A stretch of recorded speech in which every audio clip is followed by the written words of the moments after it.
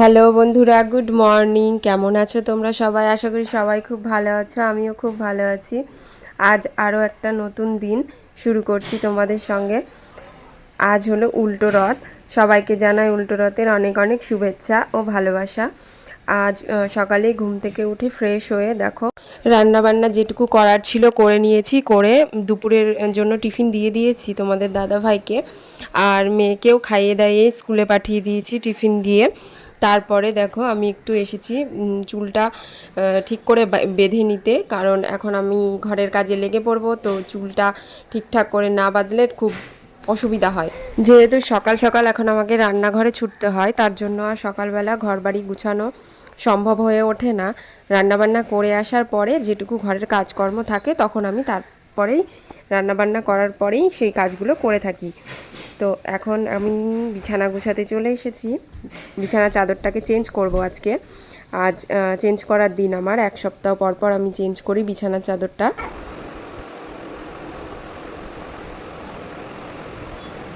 কালকে মাসির বাড়ি গেছিলাম, তো মাসি একটা কাঁঠাল দিয়েছিল মাসিদের গাছের। তো কাঁঠালটা দেখো কি সুন্দর শক্ত শক্ত। কি খাচ্ছ? চানাচুর মুড়ি। ওর দিদিকে টিফিন দিলাম চানাচুর আর মুড়ি, আর শশা কেটে দিয়েছি, তো সেখান থেকেই কিছুটা বেঁচেছে, তাই মাম্মাম খাচ্ছে আর আমি এখানে খাচ্ছি কাঁঠাল। তো খাওয়া দাওয়া করে নিই। ঘরবাড়ির পরিস্থিতি এই দেখো, আমি এখানে বিছানার চাদর উঠিয়েছি আরেকটা পাতবো বলে, আর এখানে উনি খেলনা পাতি নিয়ে এসে খেলা শুরু করে দিয়েছে। ও দিদি না থাকলে ও খুব জ্বালায় আমাকে, দিদি থাকলে সবসময় দিদির সাথে খেলে। কি করছো তুমি? কি রান্না হচ্ছে? দেখছো বদমাসি হাসি। ডাল? কেন আজকে শনিবার তাই? ও, কে খাবে তোমার রান্না? আমাকেই খেতে হবে? থালা ওই তো,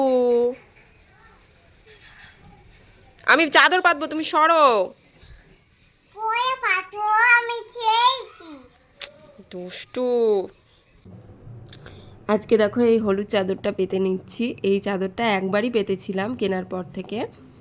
ওই গৃহপ্রবেশ যেদিন হয়েছিল আমাদের বাড়িতে, যেদিন পুজো দিয়েছিলাম, পুজো দিয়ে তো আমরা বাড়ি ঢুকেছিলাম নতুন বাড়িতে, তো সেদিনই একদিনই পেতেছিলাম, আর তারপরে আবার উঠিয়ে কেচে রেখে দিয়েছিলাম। তো আজকে আবার এই চাদরটা পেতে নিচ্ছি। আগের চাদরগুলো যেগুলো পাততাম ওই বাড়ি থাকতে, সেই চাদরগুলো কেমন যেন রংচটা রংচটা হয়ে গেছে, অনেক দিন হলো অবশ্য। তো ভাবছি ওগুলোকে এখন বাদ করে দেব, আর নতুন যে কটা ঘরে ছিল সেগুলো এখন বের করব। আর আমি যেদিন ঘরের বিছানার চাদর উঠাই সেদিন বালিশের কভার টভার একবারে উঠিয়ে আবার পরিষ্কারগুলো পাতি, আবার ওগুলো কাচার জন্য রেখে দিই।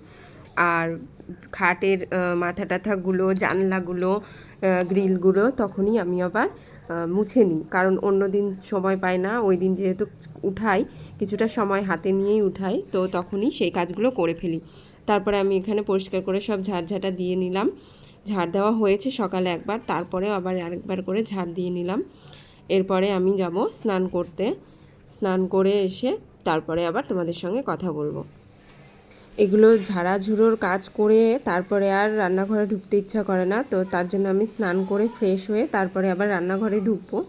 সকালে কিছুটা রান্না করেছি, ওগুলো দিয়ে তোমাদের দাদা ভাইকে দিয়ে দিয়েছি খাবার। আর আমাদের জন্য এখন বেগুনি ভাজবো। বেগুনির ব্যাটারটা গুলে রেখে দিয়েছিলাম, আর এখন শুধু ভেজে নিচ্ছি তাড়াতাড়ি করে। ওদিকে আবার আমার ভাই তাড়া দিচ্ছে, তাড়াতাড়ি কর, আমি খাবো, খেয়ে বাড়ি যাব। তো ওর জন্য দুটা তাড়াতাড়ি করে আগে ভেজে মামা ভাগ্নি দুজনকে দিলাম, ওরা খেলো। তারপরে আমি আবার আস্তে আস্তে করে সব ভাজলাম। তো বেগুনিগুলো দেখো এখানে ভালোই ফুলেছে। আমি আর ননি তো খেয়ে নিয়েছিলাম, তারপরে সোনাই আসলো, ওকেও দেখো খেতে দিয়ে দিয়েছি। ও খেয়ে নিলে আমরা সবাই মিলে একটু রেস্ট করব দুপুরবেলা। বিকেলে তো আবার বাড়ির সামনে দিয়ে রথ যাবে, তখন তোমাদেরকে দেখাবো।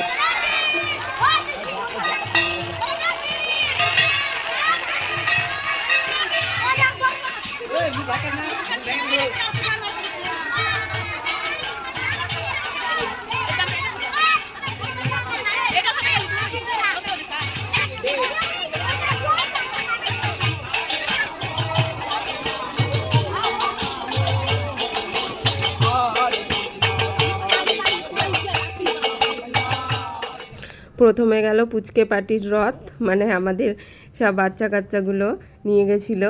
আর তারপরে কোথাকার রথ ওটা জানি না, ওই পাড়ার। আর এইটা দেখো, এটা আমাদের বাগান পাড়ার রথ। এই রথটা এখন বেরোচ্ছে, ডিজে ফিজে সব নিয়ে বের করছে দেখো। তো সামনে থেকে ভিডিও করতে পারিনি, তাই জন্য পিছন থেকেই করলাম। প্রচণ্ড ভিড়। আর তারপরে দেখো, আমরা যেহেতু আজকে মেলায় যাইনি, যাওয়ার কথা ছিল তবু যাইনি, তো তার জন্য তোমাদের দাদা ভাই খাবার নিয়ে এসেছে, ফুচকা, পাঁপড়, জিলাপি। তো সেগুলো এখন খাবো সবাই মিলে। আর তারপরে আবার রাতে রান্না বান্না আছে। রাত্রে রান্না করব খিচুড়ি। খিচুড়ি রান্না করে তারপরে আমরা খাওয়া দাওয়া করে নেব। আজকের ব্লগটা এখানেই শেষ করব। দেখা হবে আবার পরে কোনো ব্লগে।